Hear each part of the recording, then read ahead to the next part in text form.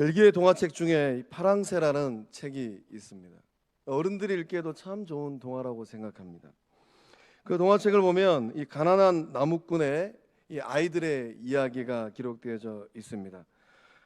이 두 자녀가 이 파랑새를 찾기 위하여서 이 먼 길을 떠나는 이야기예요.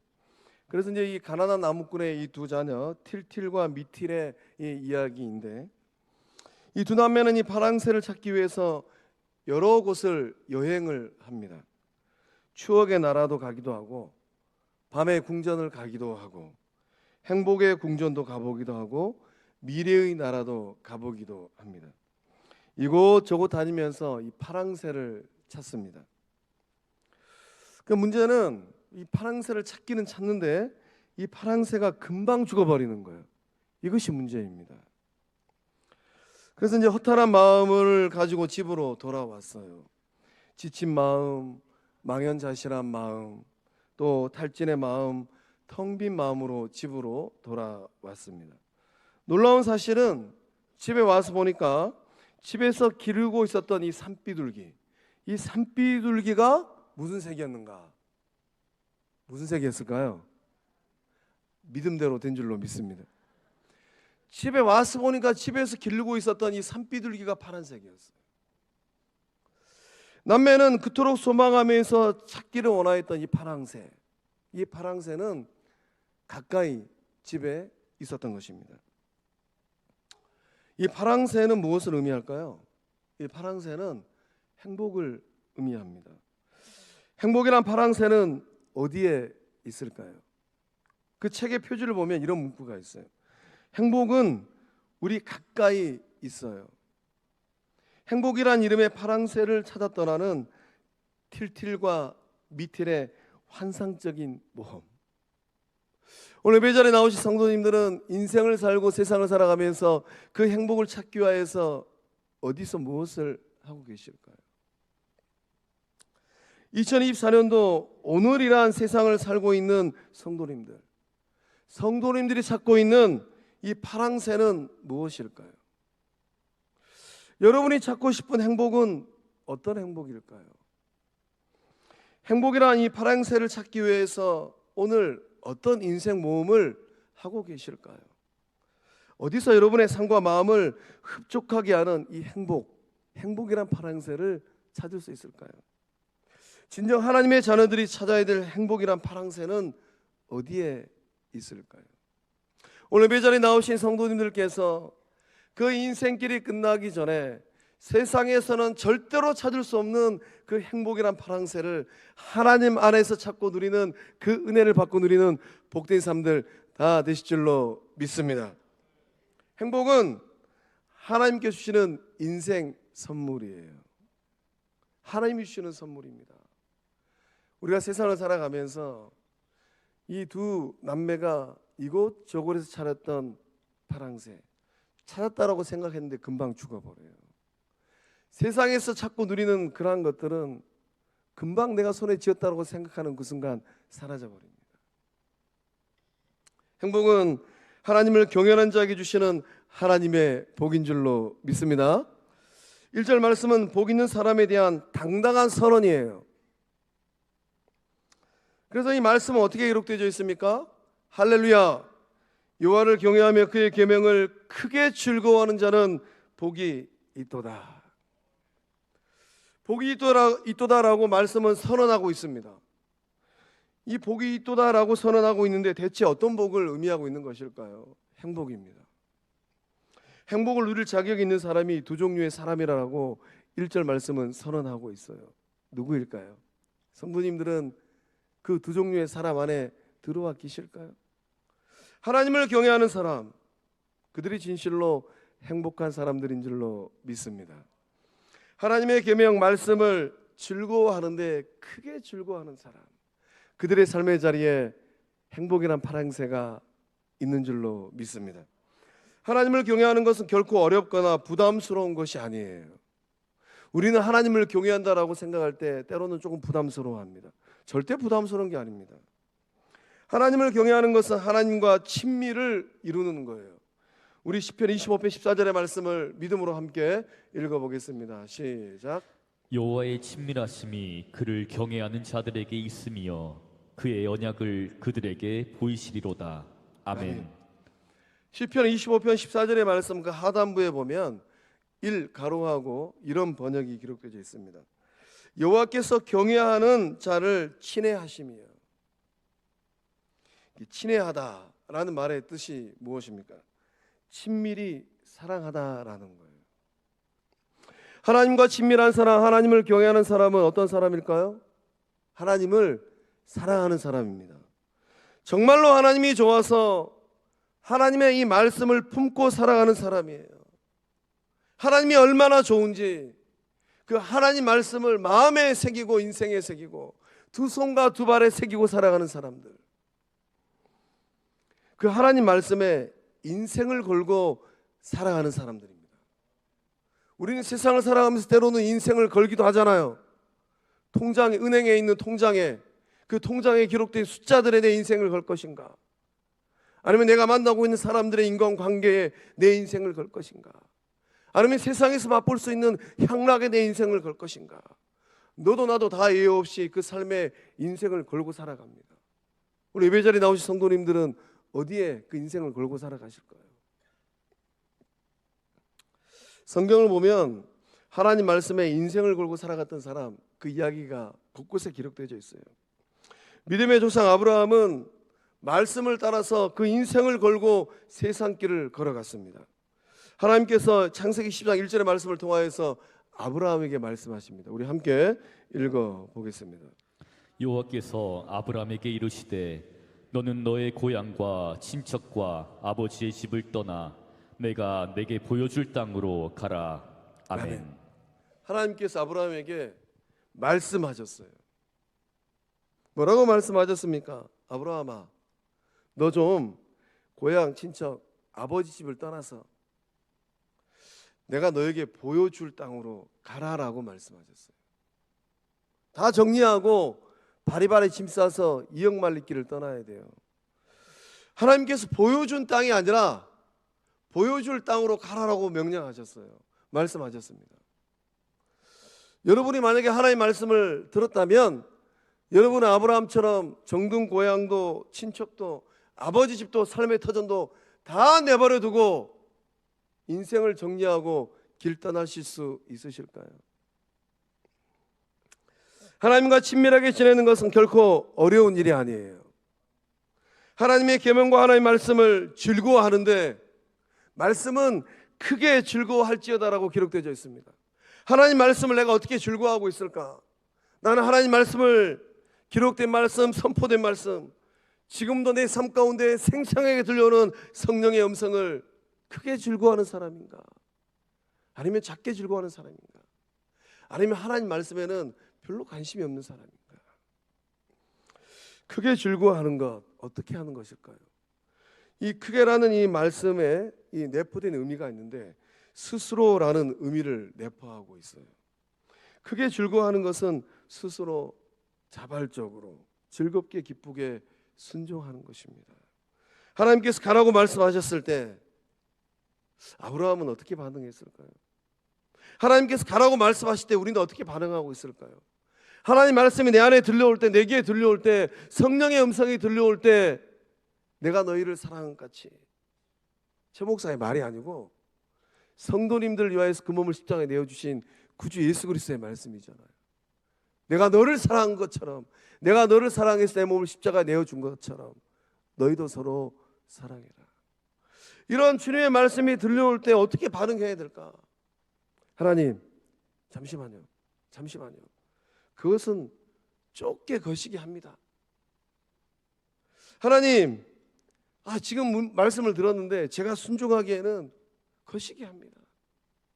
아브라함이 이렇게 반응했더라면 아브라함은 결코 믿음의 조상이 될 수 없었을 것 같아요.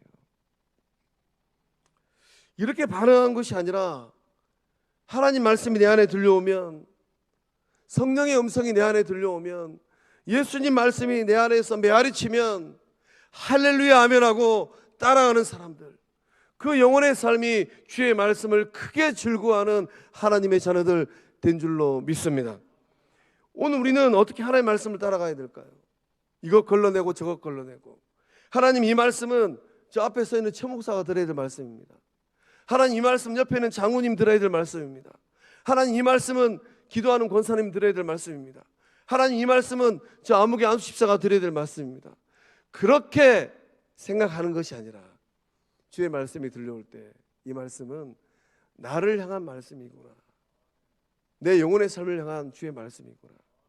아브라함처럼 할렐루야 아멘하고 그 말씀에 인생을 걸 때 승리하는 복된 삶들 다 되실 줄로 믿습니다. 하나님을 경외하는 자들, 하나님께서 친하게 여기는 영혼들, 정말로 하나님과 친한 사람들, 그 영혼의 삶 가운데 보여주시는 은혜와 은총이 있다면 무엇일까요? 하나님께서 그 자녀들의 삶을 뻗어가는 삶, 형통한 삶으로 만들어 주십니다. 2절 말씀은 또 선언합니다. 그의 후손이 땅에서 강성하며 정직한 자들의 후손에게 복이 있으리로다. 땅에서 강성한다라는 것은 어떤 의미일까요? 이 세상에서 능력 있는 사람이 된다라는 거예요. 그저 그런 인생이 되는 것이 아니라 능력 있는 삶을 살게 된다라는 말씀입니다. 여러분이 하나님과 친밀하고 하나님을 경외할 때 그 복이 후대까지, 후대의 삶의 자리까지 흘러간다라는 거예요. 놀랍지 않으세요? 내가 하나님과 친밀할 때 이 복은 누가 받는가? 후대들이 받는다라는 것입니다. 후대들의 삶이 선한 영향력 있는 삶이 된다라는 거예요. 기대가 좀 되지 않습니까? 오늘을 살고 있는 나의 삶이 정말로 보좌 우편에 계신 주의 눈에, 야, 아무개는 정말로 내가 친해야 하는 나의 제자구나, 나의 생명 되시는 하늘 아버지께서 저의 삶을 알고 성도님들의 삶을 알고 있는데, 야, 아무개는 정말로 내가 친밀하게 사랑하는 나의 자녀이구나. 오늘 역사하시는 성령 하나님께서, 우리의 속사정을 알고 계시는 성령 하나님께서, 우리의 생각의 끝을 알고 계시는 성령 하나님께서, 아무개는 정말로 내가 친해야 하는 나의 사람, 성령의 사람이구나. 이러한 삶을 살아낼 때 이 복을 누가 받고 누릴까요? 하나님을 경외하는 나의 삶을 통해 이 후대들, 그 후대들이 빼어난 사람, 야, 참 빼어나다, 수려하다, 이런 말을 듣는 삶이 된다라는 거예요. 덕이 있는 사람, 그 후대들의 삶이 어느 곳에서 무엇을 하든 선한 덕을 흘려보내는 덕스러운 삶이 된다라는 거예요. 그 후대들의 삶이 선한 영향을 끼치는 삶이 된다라는 것입니다. 어떻게 좀 기대가 되실까요? 하나님과 경외하는 나의 삶을 통하여서 하나님이 내 인생을 기억하시고 내 후대들의 삶을 그렇게 만들어 주시겠구나. 여러분의 삶은 절대로 여러분의 당대의 삶으로 끝나지 않습니다. 이거를 기억하셔야 돼요. 내 영혼의 삶은 나의 삶으로 끝나는 것이 아니라 내 후대들의 삶의 자리까지 영향을 미치겠구나. 우리 시편 37편 25절과 26절의 말씀을 믿음으로 함께 읽어보겠습니다. 시작. 내가 어려서부터 늙기까지 의인이 버림을 당하거나 그의 자손이 걸식함을 보지 못하였도다. 그는 종일토록 은혜를 베풀고 꾸어주니 그의 자손이 복을 받는도다. 아멘. 내가 어려서부터 늙기까지 한 인생 살면서 세상을 연구하고 사람들의 삶의 모습을 살펴보니까 뭘 깨달았습니까? 의인이 버림을 당하거나. 오늘 이 시대의 고통은 무엇입니까? 허리띠 졸라 매가면서 자식 새끼들 대학을 보내고 대학원을 보내고 박사를 만들고 좋은 직장에 취직시켰는데 세상을 살고 있는 많은 부모들의 인생의 끝자락을 한번 봐보십시오. 버림받은 부모들이 지천에 널려 있잖아요. 그게 이 시대의 고통이고 아픔이지 않을까요? 그러나 의인은 버림을 당하지 않을 줄로 믿습니다. 하나님을 경외하는 영적 부모들의 삶은 그 후대들이 안지나 서나 연세 드신 부모님의 그 노후의 삶을 책임지고 그 노후의 어르신들을 보살펴주는 그 은혜를 받고 누리는 복된 사람들 다 되실 줄로 믿습니다. 그 자손이 걸식함을 보지 못하였도다. 저 서울 한번 가보세요. 노숙하는 영혼들이 지천에 널려 있어요. 그 인생의 이 스토리를 들어보면 가슴이 미어집니다. 종일토록 은혜를 베풀고 꾸어주니 그의 자손이 복을 받는도다. 할렐루야. 이 복을 받고 누린 주의 사람들 다 되실 줄로 믿습니다. 경외자의 삶에는 생명의 빛이 있어요.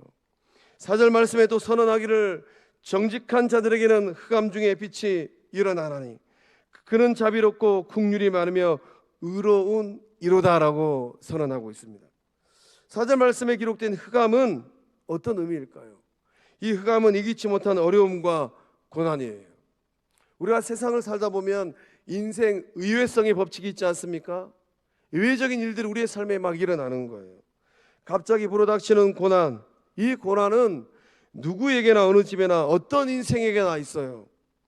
문제는 갑작스럽게 불어닥치는 인생의 돌풍, 그 돌풍 앞에서 주저앉는 삶이 될 것인가, 아니면 딛고 일어서는 삶이 될 것인가, 이것이 문제입니다.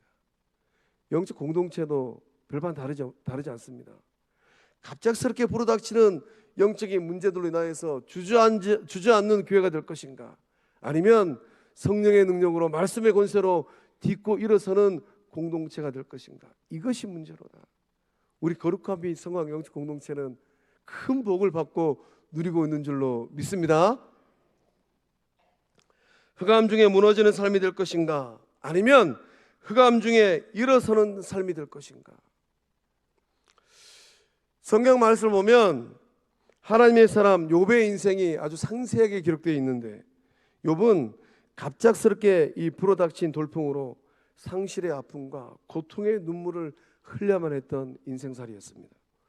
욥이라는 사람은 순전하고 정직하고 하나님을 경외하고 악에서 떠난 사람이었어요. 그런 욥의 인생에 고난의 바람이 갑작스럽게 불어닥쳤습니다. 한날 한시에 모든 재산도 모든 자녀들도 잃어버렸어요. 그 몸도 질병을 얻어가지고 만신창이가 되었습니다. 그런 와중에 욥은 하나님을 경외하는 것을 끝까지 포기하지 않았어요. 함께 인생의 길을 걷고 세상을 살았던 이 아내, 참 철딱선이 없는 아내였던 것 같아요. 욥의 아내가 그날 욥에게 뭐라고 얘기했습니까? 그런 모양으로 세상을 살려면 여보 하나님 욕하고 죽어버리세요, 이렇게 이런 말을 내뱉었어요. 저는 참 말씀 묵상하면서 나는 참 복된 삶을 살고 있구나. 하나님이 짝지어주신 아내가 나에게 그런 얘기를 하라니 나는 얼마나 복된 삶을 살고 있는가. 예배 자리에 나오신 성도님들의 인생이 진실로 복된 인생인 줄로 믿습니다. 이런 말을 들었던 욥, 그런 삶의 자리에 떨어졌던 욥은 마음을 지키고 믿음을 지키고 하나님을 경외하는 삶을 살아냈어요. 그런 욥의 인생을 하나님께서 어떻게 만들어 주셨습니까? 우리 욥기 42장 12절과 13절의 말씀 한 목소리로 함께 읽어봅니다. 시작. 주님께서 욥의 말년에 이전보다 더 많은 복을 주셔서 욥이 양을 14,000마리, 낙타를 6,000마리, 소를 1,000결이, 나귀를 1,000마리나 거느리게 하셨다. 그리고 그는 아들 7과 딸 3을 낳았다. 아멘. 할렐루야. 욥의 복이 우리 성도님들의 복 될 줄로 믿습니다. 주님께서 욥의 말년에 이전보다 더 많은 복을 주셨어요. 우리가 물질주의 시대, 자본주의 시대를 살고 있는데 이 복을 누가 주신 걸까요? 누가 이런 복을 주셨을까요? 내가 잘나서? 나의 능력이 좋아서? 반만 생각하는 겁니다. 아직도 멀었어요. 하나님께서 그 놀라운 은혜의 복을 부어주셨기 때문에 받고 누리고 있는 줄로 믿습니다. 놀라운 은혜를 주셨어요. 더 많은 복을 주셨습니다. 양을 14,000마리, 낙타를 6,000마리, 소를 1,000결이, 나귀를 1,000마리 거느리게 하셨고, 거기서 끝나는 것이 아니라 잃어버렸던 것들 다 되찾게 하셨어요. 아들 7, 딸 3도 주셨습니다. 성도님들의 인생이 욥의 삶처럼 흑암 중에서 빛나는 삶 될 줄로 믿습니다. 고난과 역경을 딛고 일어서는 삶, 나중의 삶, 이후의 삶이 더 행복하고 복된 삶 될 줄로 믿습니다. 말년이 더 복될지어다. 아멘 하신 분들 놀라운 은혜를 받고 누리실 줄로 믿습니다. 경외자의 삶은 영원히 기억되는 삶이에요. 6절 말씀에 또 선언하기를 그는 영원히 흔들리지 아니하며 의인은 영원히 기억되리로다. 세상을 살다 보면 이런저런 문제들로 인하여서 흔들릴 때가 있습니다. 높은 파도와 이 거센 바람에 배가 흔들립니다. 그것도 뒤집어질 듯 말 듯 그렇게 요동을 치고 있어요. 우리의 삶도 때로는 그러하지 않던가요? 어제까지 내 삶이 참 평온하고 잔잔한 호수와 같은 삶이었는데 그 여수 앞바다가 참 잔잔할 때는 여수 앞바다에 떠있는 배들 참 그림이 한 폭이지 않습니까? 그러나 태풍이 불어오고 거센 바람이 불어오는 그날 저러다가 저 배가 뒤집어지겠다 조마조마하잖아요. 우리도 이 세상을 살아가다 보면은 높은 파도를 만나고 거센 바람을 만나서 우리의 삶이 흔들릴 때가 있어요. 경외자의 삶은 잠시 흔들릴지언정 영원히 흔들리지 않을 줄로 믿습니다. 인생의 묘미는 무엇일까요? 인생의 묘미는 반드시 끝이 있다라는 것입니다. 이 끝은 누구에게나 예외 없이 찾아옵니다. 어떤 사람에게는 갑작스럽게 찾아와요. 또 어떤 사람에게는 다 타고 나온 양초가 자연스럽게 꺼지듯 그렇게 찾아옵니다. 어떤 사람에게는 아직 미처 준비되지 못한 상황에서 그 끝을 맞이하기도 합니다. 사랑하는 사람에게 마지막 작별 인사를 나누지 못한 채 인생의 끝을 맞이하기도 합니다. 어떤 사람은 야곱처럼 모세처럼 그 후손들에게 할 말 다 하고 축복의 말 다 하고 할 일 다 하고 인생의 끝을 맞이하기도 합니다. 모든 사람의 끝은 동일합니다. 더 많이 가졌다고, 더 잘났다고, 더 많이 배웠다고 끝이 다르지 않더라고요. 그 끝은 다 똑같아요. 그러나 인생이 끝나고 난 후에 어떻게 기억되는가 하는 것은 또 다른 별개의 문제예요. 하나님을 경외하는 사람들에게 주님이 주시는 복은 무엇입니까? 영원히 기억되는 복인 줄로 믿습니다. 하나님이 기억하시고 예수님이 기억하시고 생명록에 기록되어지는 그 복을 주신 줄로 믿습니다. 오늘 예배 자리에 나오신 성도님들은 어떻게 기억될까요? 거룩한 및 성광 공동체는 어떻게 기억될까요? 지역사회가 우리 거룩한 및 성광 공동체를 어떻게 기억할까요? 여러분의 자녀들 후손들의 삶은 어떻게 기억될까요? 우리 믿음으로 다니엘 12장 3절의 말씀을 함께 읽어보겠습니다. 시작. 지혜 있는 자는 궁창의 빛과 같이 빛날 것이요 많은 사람을 옳은 대로 돌아오게 한 자는 별과 같이 영원토록 빛나리라. 아멘. 아멘. 지혜 있는 자, 하나님을 경외하는 자, 예수의 제자로 살아가는 자, 성령의 역사함을 경험하는 자, 지혜 있는 자는 궁창의 빛과 같이 빛날 줄로 믿습니다. 많은 사람을 옳은 대로 돌아오게 하는 자는 별과 같이 영원토록 빛나는 은혜를 받고 누릴 줄로 믿습니다. 연말이 되면 참 슬픈 소식들이 많이 들려와요. 그렇게 잘난 사람들도 저렇게 인생을 끝내버리는구나. 행복한 사람은 누구일까요? 오늘도 세상에 수많은 사람들이 행복이란 파랑새를 쫓아가는데 진정 행복한 사람은 누구일까요? 하나님이 기억하는 그 사람인 줄로 믿습니다. 생명록에 그 이름이 기록된 사람인 줄로 믿습니다. 예수님께서 기억하는 그 사람인 줄로 믿습니다. 사랑하는 성광의 성도 여러분, 하나님을 경외하고 하나님과 친밀한 삶을 살아가실 줄로 믿습니다. 하나님 안에서 세상에서는 절대로 찾을 수 없는 행복이란 파랑새를 찾고 그 은혜를 받고 누리는 복된 삶들 다 되실 줄로 믿습니다. 기도하시겠습니다.